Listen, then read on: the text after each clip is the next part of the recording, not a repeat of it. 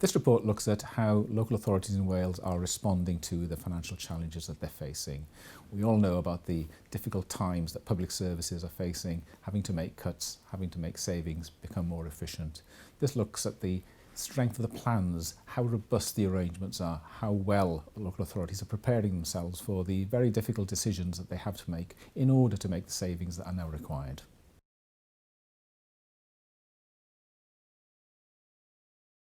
Our main finding is that many local authorities don't have effective and robust plans in place. It's a mixed picture. We found some examples of good practice, but others where they need to do a lot more to strengthen those plans. We found that they're not monitoring well enough how they're making those savings, how effective the actions they're taking are, and also that they're not looking well enough at how people are being affected by the cuts and changes that they're making to services as a result of these savings.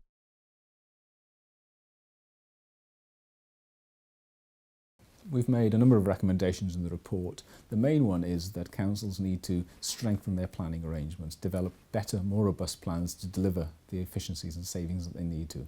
They also need to make those plans to be more joined up so that their financial plans are fully integrated with their service plans, strategies and so on, a more joined up arrangement. They need to do more to monitor and assess the impact of the savings and cuts that they're making so that they understand how it's affecting the citizens that they serve. We've also recommended that councils could do more to collaborate and join up services with other organisations to deliver efficiencies. And that's a recommendation that's very much in tune with the recommendations made in the Public Service Commission report, which was published last week.